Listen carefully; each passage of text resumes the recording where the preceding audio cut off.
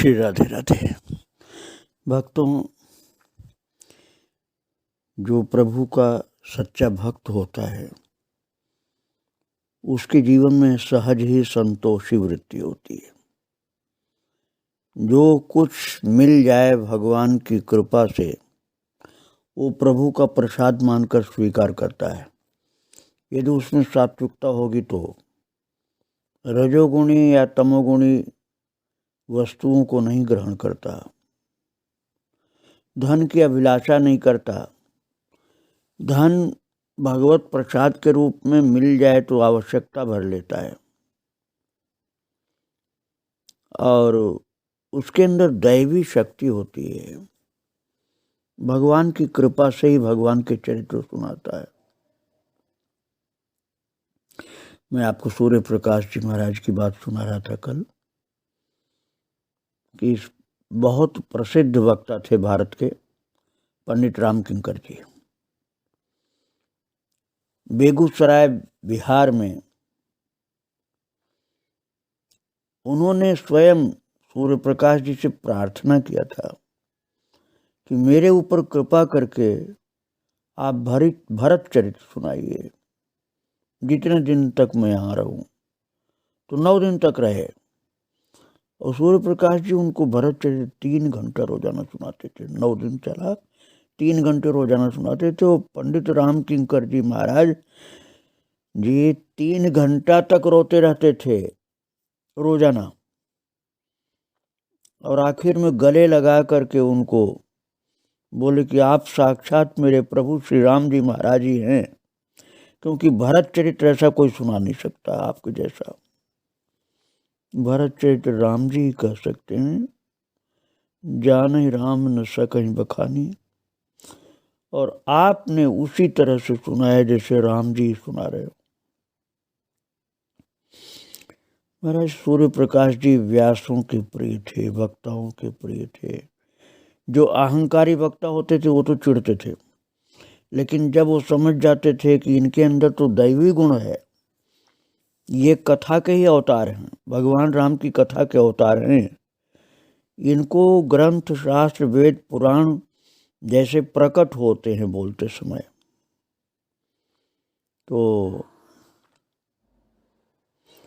ये इस कलयुग में भी गृहस्थ होते हुए भी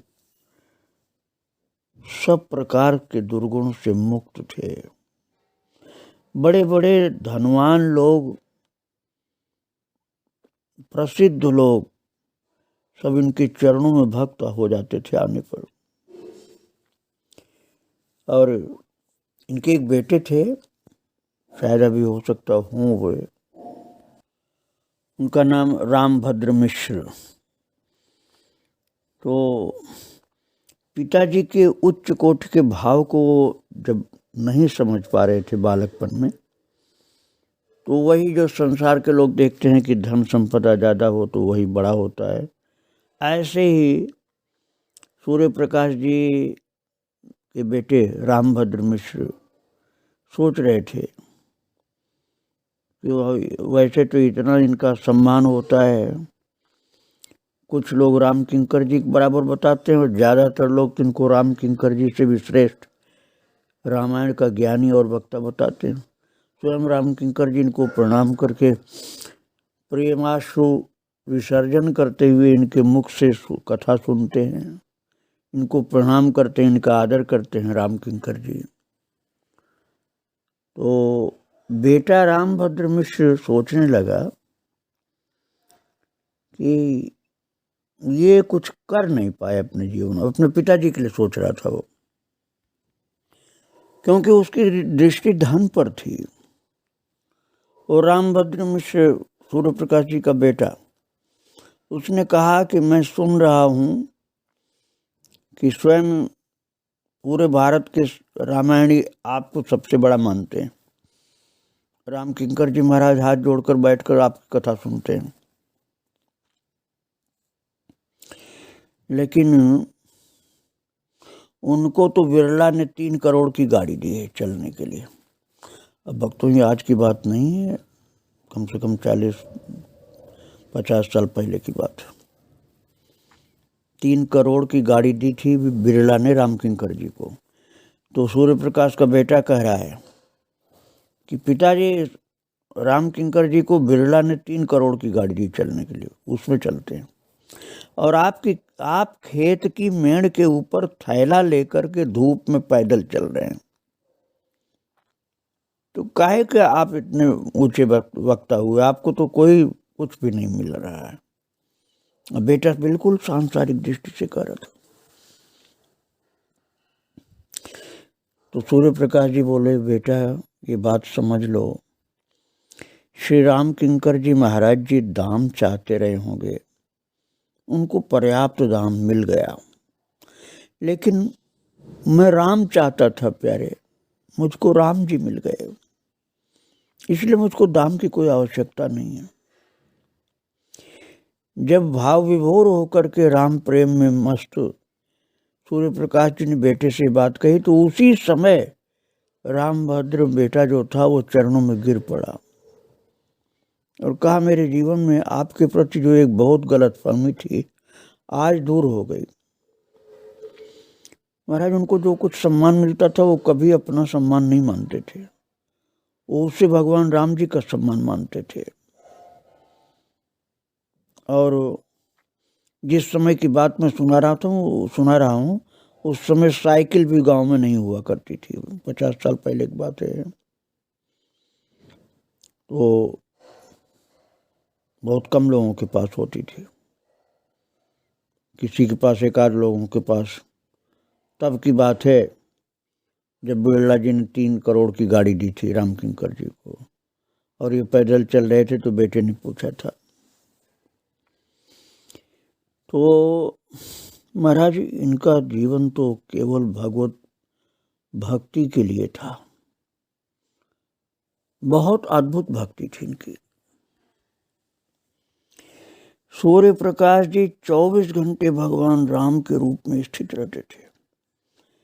अधिकतर ऐसा था उनका विचित्र भाव कि स्वयं अपने को राम जी ही देखते थे, मैं राम ही हूं, इस भाव में, इसी भाव में सबको देखते थे, उसी प्रेम में रंगे हुए सबको कथा सुनाते थे, उसी प्रेम में भोजन करते थे, उसी प्रेम में विश्राम करते थे, उसी प्रेम में गुरुदेव के चरणों में उपस्थित भी होते थे।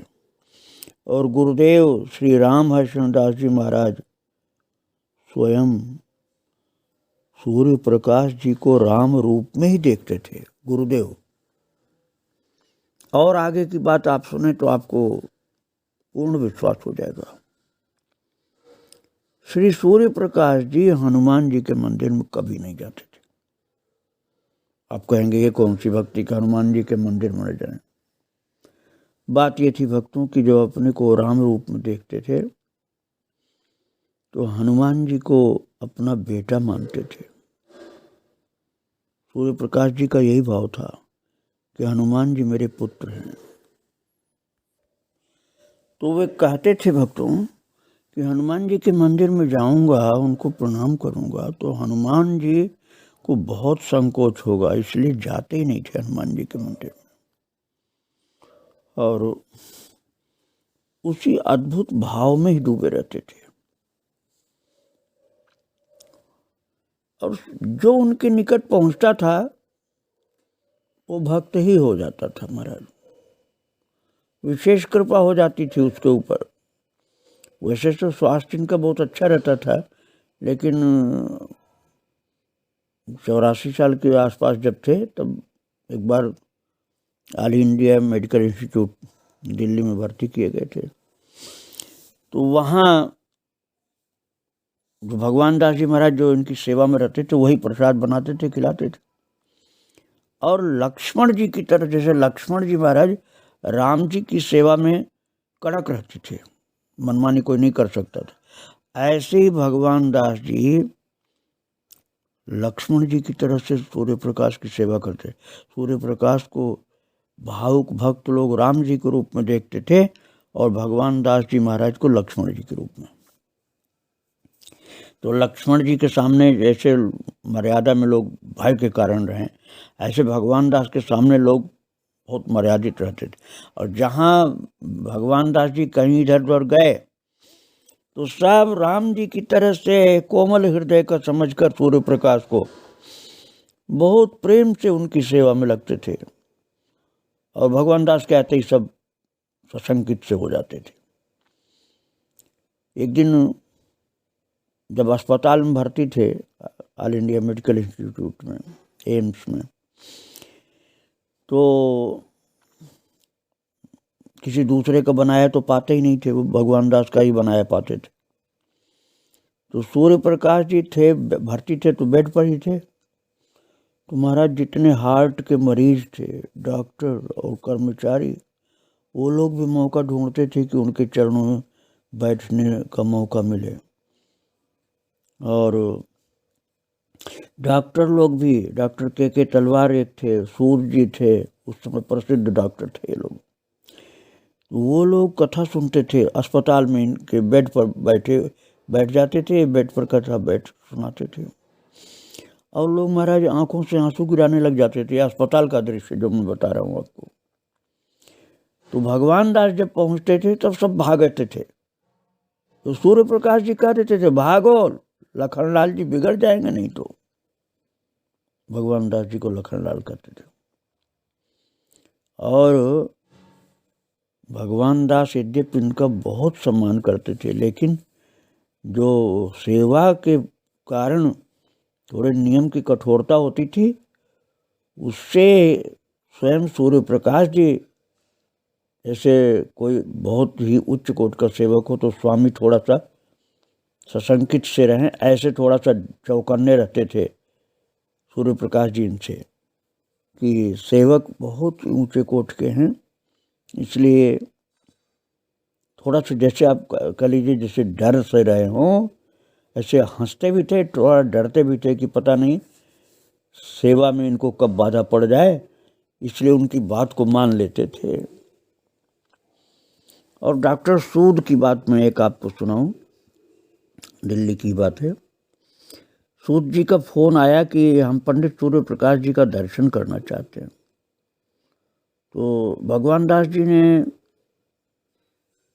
बताया इनको और चर्चा किया कि बहुत प्रेमी हैं, संतों के प्रेमी हैं, गुरुदेव के परम भक्त हैं, लेकिन स्वास्थ्य को देखते हुए सीढ़ी पर चढ़ना उतरना इनको मना था।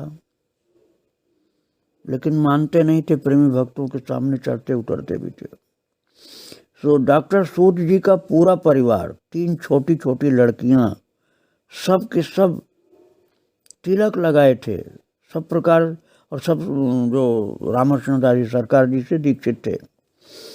पंडित सूर्य प्रकाश जी को देख करके लोग भाव विभोर गदगद हो गए, स्वागत किया, चरणामृत उतारा, पान किया भक्तों ने।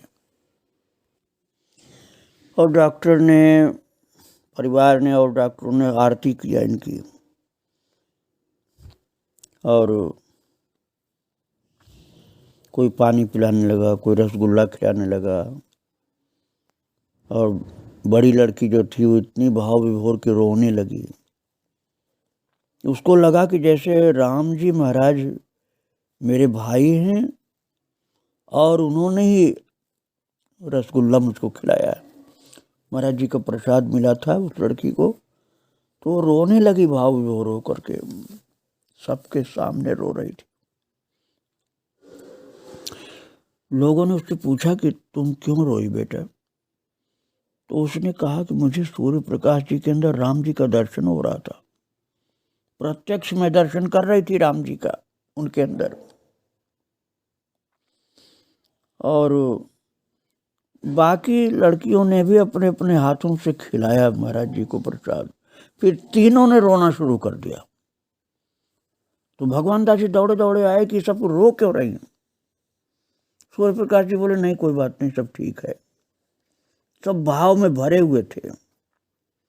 और उस समय तीनों बहनों को ये अनुभव हुआ कि राम जी मेरे भैया हैं, और सूर्य प्रकाश का शरीर उनको नहीं दिखलाई पड़ रहा था। उन बहनों को ये दिख रहा था कि साक्षात भगवान राम जी बैठे हैं। भाई उनको मानती थी, इसलिए उनको राखी बांधती थी।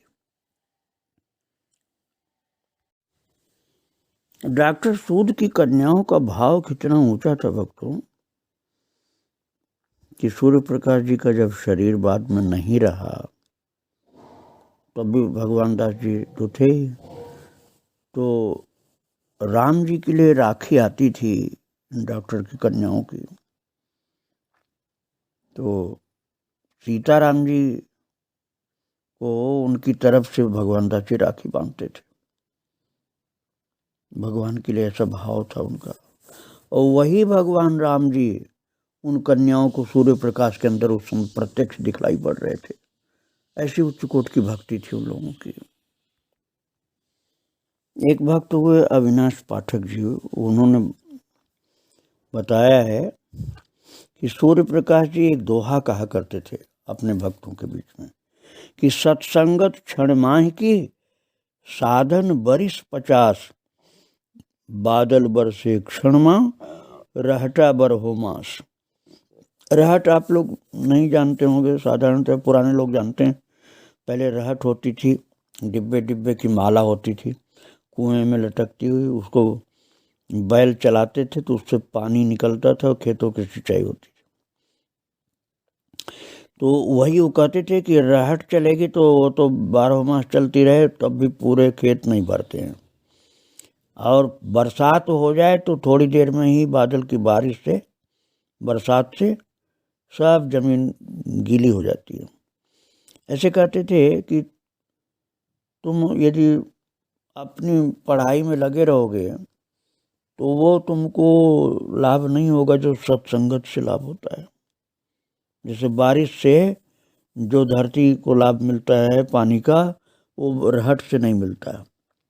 सत्संगत क्षण माह की साधन बरिस 50, साधन करोगे तो वो लाभ नहीं मिलेगा जो सत्संगत से मिल जाएगा। बादल बरसे क्षण में रहता 12 मास, ऐसे बोलते थे महाराज। बादल से तुलना नहीं की जा सकती छोटे छोटे पानी के साधनों की। इसी प्रकार से लंबे समय तक का कठोर साधन मनुष्य को कहाँ तक ले जाएगा स्पष्ट रूप से नहीं कहा जा सकता, परंतु सत्संग की दिशा भी स्पष्ट ही होती है, लक्ष्य भी स्पष्ट होता है और त्वरित गति से जीव को उपलब्धियां प्राप्त हो जाती हैं। संतों ने अपनी पूर्णता की यात्रा के दौरान ऐसी शिक्षाएं दी हैं। सूर्य प्रकाश जी के गांव का नाम गोसाईपुर, प्रतापगढ़ जिले में। तो वो कहते थे कि गोस्वामीपुर नाम है इसका। इसका मतलब है कि गोस्वामी तुलसीदास जी का इस गांव से कोई न कोई रिश्ता था जरूर। और महाराज कोई तो गोस्वामी तुलसीदास जी मानता था इनको, और कोई कहता था कि नहीं राम जी हैं। स्वयं इनके गुरुदेव इनको राम रूप में देखते थे। सूर्य प्रकाश जी पारसमणि की बात बताते थे कि पारसमणि और कुधात के बीच में कोई दूसरी चीज न हो, लोहा और पारसमणि के बीच में, तब चमत्कार होता है, लोहा स्वर्ण बनता है। इसी प्रकार जब जीव स्वयं को अपने गुरु संत के प्रति समर्पित कर देता है कि जैसा वे मेरी जिंदगी में बनाना चाहे बनाए, और जीव उनकी वस्तु बन जाए, तब उसकी बात बन जाती है। सदगुरु और संत अग्नि के समान है। अग्नि से भी ज्यादा प्रभावी होता है लोहा, जो अग्नि में प्रविष्ट कर जाता है। जो अग्नि में प्रविष्ट करता है तो अग्नि स्वयं लोहे के में प्रविष्ट हो जाती है।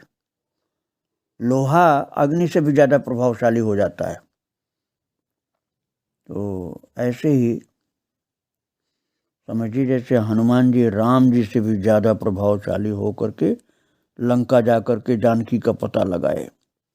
राम की शक्ति से, राम की से भी ज्यादा प्रभावशाली हनुमान जी हो गए थे। ऐसे ही संत अग्नि के समान है, अग्नि से भी ज्यादा प्रभाव हो जाता है जब वो कृपा किसी भक्त के ऊपर करते हैं, साधक के ऊपर करते हैं। भक्त सूर्य प्रकाश जी के अंदर साक्षात भगवान राम जी का दैवी प्रभाव आता था। उस बात को मैं आपको समझा रहा हूँ। एक बार प्रयाग में कुंभ लगा हुआ था। जगह जगह के देशी विदेशी यात्री कुंभ में आए हुए थे। उनमें एक जर्मनी की महिला थी जो माघ मेले में सत्य के अन्वेषण के लिए आई थी। उसकी वेशभूषा ऐसी थी जैसे भारतीय हो, भारतीय वेशभूषा धारण किया था, साड़ी पहनी थी। भगवान दास जी और उनके साथी लोग ऐसा बताते हैं कि महिला वो टेंट के भीतर ही चली गई। सूर्य प्रकाश जी जिस टेंट में थे और जाके बैठी। अब वो तो हिंदी बोल नहीं पाती थी। सूर्य प्रकाश जी समझ गए कि ये सत्य की खोज कर रही है। उन्होंने इशारे में उसको समझाया कि जो तुम्हारे हृदय में है वही सबके हृदय में है, वो एक ही है, वो परमात्मा श्री राम है। फिर सूर्य प्रकाश जी ने उसको देखा। एक दुभाषिया था जो उसको हिंदी से इंग्लिश बना करके बोलता था, साथ में था वो। तो पंडित सूर्य प्रकाश जी ने जब उसकी ओर देखा तो महाराज उसको पता नहीं क्या प्राप्त हो गया, कुछ ज्ञान प्राप्त हो गया या राम जी का दर्शन हुआ, कुछ ऐसा उसको प्राप्त हो गया कि वो खूब आनंदित होकर के हंसने लगी, तृप्त हो गई वो। और इस घटना से संतों ने देखा कि कैसे जिज्ञासा और ज्ञान का मूर्तिमान रूप प्रकट हुआ सूर्य प्रकाश जी की कृपा से। जर्मनी में जन्मी हुई महिला ज्ञान के लिए, सत्य के लिए भारत भूमि पर पधारी थी और उसका इतना सौभाग्य कि उसकी भेंट एक ऐसे संत से हुई कि जिनका एकमात्र उद्देश्य सत्य का प्रकाशन करना ही था। सूर्य प्रकाश जी के जीवन में भक्तों ऐसी विचित्र कृपा देवताओं की हुई थी कि राम जी के अतिरिक्त जिन लोगों की पूजा इन्होंने किया, उन्होंने हाथ जोड़कर कह दिया कि आपको मेरी उपासना करने की आवश्यकता नहीं है, आप तो अपने प्रभु की ही उपासना करिए। गणेश जी ने मना कर दिया, सूर्य भगवान ने ऐसे कह दिया, स्वयं देवी माता ने कैसे कह दिया कि अब आपको मेरी उपासना की जरूरत नहीं है, आप अपने प्रभु की ही पूजा करिए, उसमें हम लोगों को बहुत प्रसन्नता होती है। मौन रखते थे बहुत कथा के अतिरिक्त टाइम पर, और जब मौन टूटता था इनका तब जय गुरुदेव, जय गुरुदेव, जय गुरुदेव, जय गुरुदेव ऐसे लगभग 5-10 मिनट तक बोलते थे। उसके बाद फिर सीताराम सीताराम सीताराम बोलना शुरू करते थे, गा गा करके। सूर्य प्रकाश जी एक महत्वपूर्ण सिद्धांत का ध्यान अपनी दिनचर्या में लोगों को दिलाते थे। वो कहते थे स्वाद किसी वस्तु में नहीं होता और सौंदर्य किसी दृश्य में नहीं होता, पाने वाले की जीवा पर स्वाद होता है और देखने वाले की दृष्टि में होता है। फिर उदाहरण देते थे, कहते थे गीता प्रेस का एक पुराना चित्रकार बताते थे कि उसके जैसा कुरूप व्यक्ति मैंने कभी नहीं देखा। गीता प्रेस में जो पेंटर था, जो फोटो भगवान की बनाता था, सूर्य प्रकाश जी बताते थे कि उसके जैसा कुरूप व्यक्ति मैंने कहीं नहीं देखा। बड़ी बड़ी उसके आंखें थोड़ी भद्दी भद्दी सी थी और उसकी पत्नी बहुत सुंदर थी, लेकिन जब वो पेंटिंग करता था तो साक्षात जान डाल देता था भगवान के चित्रों में। तो वो कहते थे कि सौंदर्य किसी दृश्य में नहीं होता है, वो भाव से प्रकट होता है। इसी प्रकार स्वाद भी किसी वस्तु में नहीं होता है, वो खाने वाले के अंदर, उसकी जीवा पर, उसके भाव में होता है। भक्तों के भाव को बहुत समझते थे, कथा में भी उसका इतना ध्यान रखते थे। अयोध्या में एक साधु थे, पड़ोस में एक मृत्यु हुई थी। वो साधु जी कथा कर रहे थे, व्यवहार कुशल नहीं थे। उन्होंने कथा में हास्य विनोद बहुत जारी रखा। तब सूर्य प्रकाश जी ने उनसे कहा कि महाराज, अभी कल ही यहाँ एक व्यक्ति का निधन हुआ है। कीर्तन करना तो अच्छा है, कथा करना भी अच्छा है, लेकिन इस समय कथा में इतना हंसी मजाक नहीं करना चाहिए, इतना हास्य विनोद नहीं करना चाहिए, क्योंकि यहाँ पर पड़ोस में अर्थात हमारे बगल में ही एक मृत्यु हुई है, इसलिए भगवान की कथा करनी चाहिए, भगवान का नाम कीर्तन करना चाहिए।